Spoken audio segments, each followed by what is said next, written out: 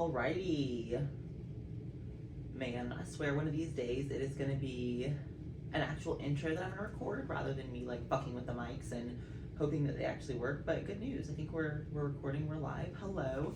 Hi everybody. Welcome back to the Year I Made It podcast. My name is Madison and thank you guys for tuning into this Mental Health Monday episode. If you guys are following along or watching on YouTube, still rocking the cheetah slippers as always. And if you're wondering like, oh, is that hat because you're trying to be like super stylish this season? It's not. It's because my hair is super gray and my appointment to get the grays covered aren't until next Sunday. So I'll be wearing hats or whatever else people do to cover up grays between now and then. Anyways, welcome back to the Year I Made It podcast.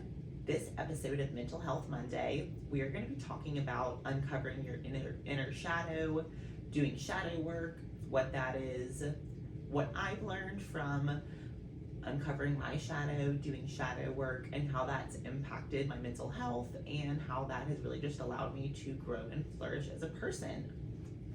So, I'm going to start by just talking a little bit about what is your shadow. Then I'm going to talk a little bit about what shadow work is, and then I'll tell you guys a little bit about a documentary I've seen on Netflix that talks a little bit about your shadow, uncovering it, and doing shadow work. And then I'll share with you guys what my shadows are. I have multiple. I think probably a lot of people have multiples.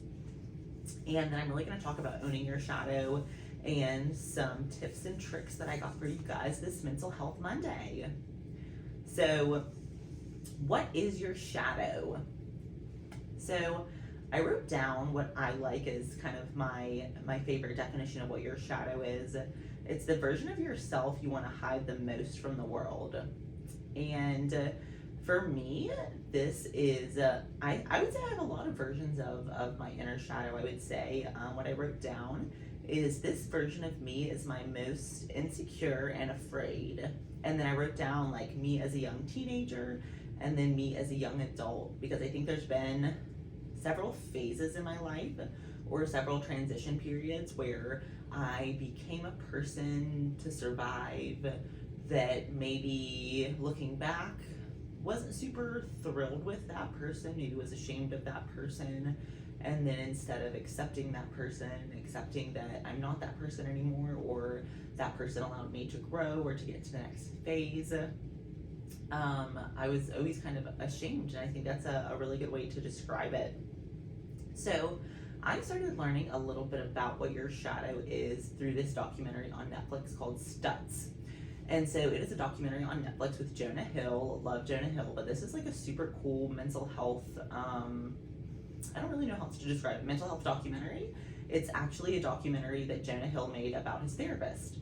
And he talks about uncovering your shadow a lot in this. And so Jonah Hill gets pretty vulnerable in this documentary talking about his shadow, and he actually brings to one of the sessions like a probably like 4 foot tall cutout of 14-year-old Jonah Hill, and talks about how when he was 35 he started seeing this therapist, and his therapist helped him to uncover his shadow, which to him was this 14-year-old version of self that he thought that he could basically cover up with fame and wealth and money and Oscars, and I don't even know if he got Oscars, I'm sure he did, like all these kind of like external versions of success. And so I think that's a really cool takeaway and something that was super relatable to me. Obviously I haven't gotten Oscars or anything like that, but I definitely think that for me, there was a level of success or career fulfillment that maybe I needed to feel like I was enough.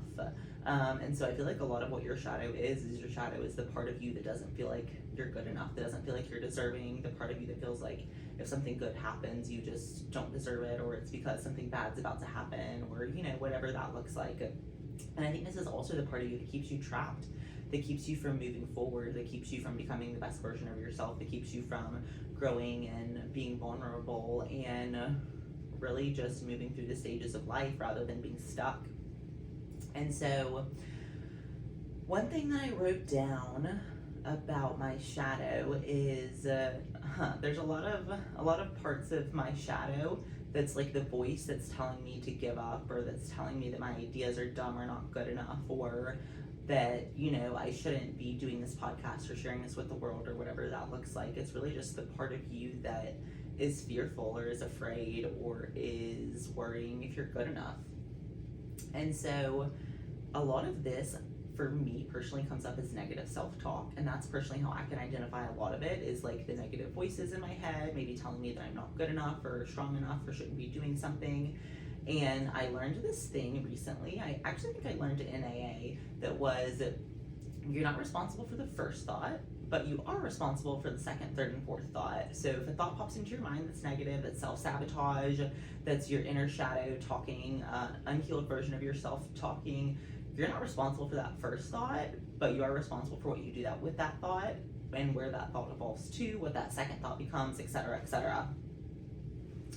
One thing that I wrote down when it came to your shadow is to try to uncover what you hide from the world. And by trying to uncover what you hide from the world, you can avoid being ashamed of your shadow. And I wrote down to welcome it and thank it.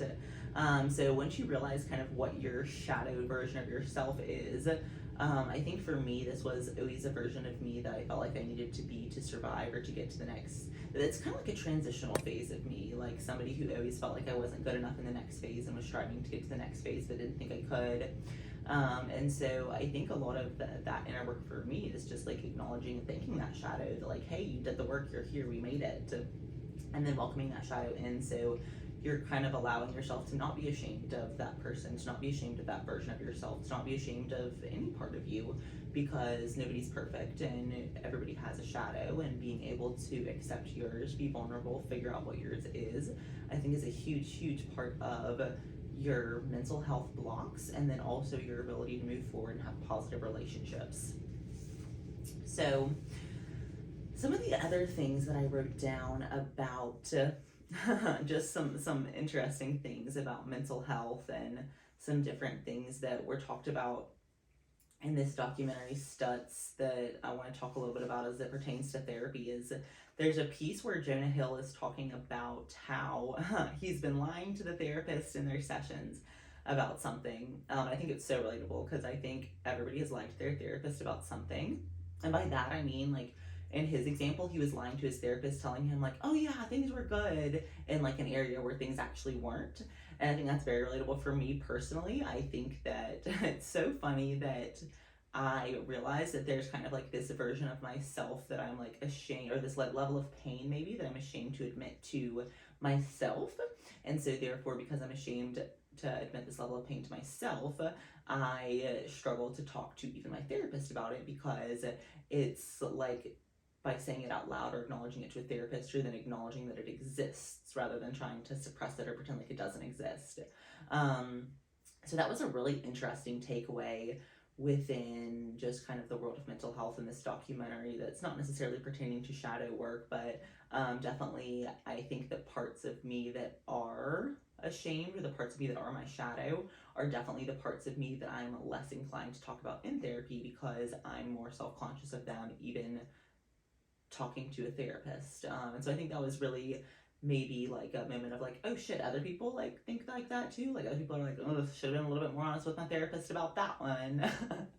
So that I just thought was funny. Another quote I wrote down is, why do we hide behind perfectionism in a facade? And I think that by owning your shadow, you're able to increase your self-esteem, and stop hiding behind the perfectionism, stop hiding behind the facade, and instead be able to envision the version of yourself that you need to be to move forward. And I think that one of the biggest challenges with your shadow and with uncovering your shadow is, no matter how much you do to try to cover up your shadow, to try to hide the version of yourself that you don't want others to see, that you don't want to acknowledge to yourself that exists, the more you do that, you're just making yourself more and more just feel unlovable as a person. Because if you can't even love those parts of yourself that are dark, that you don't want to share the world, that you want to lie to your therapist about, if you can't love those parts, how can you expect the world to? And so I think that everyone's shadow is super different, but everybody should take the time to find theirs. And as I mentioned, I have several shadows, so I have several versions of myself that I think of when I think of shadows. I think of a young teenage version of me that was just hoping to be accepted. I think of a young adult version of me that was all probably also hoping to be accepted, hoping to be good enough, and definitely another version of me that was in the process of newly trying to get divorced. That was just another like really vulnerable version of myself. And all of these versions of myself, looking back, are the versions of myself that I'm most ashamed of because they went through the most pain.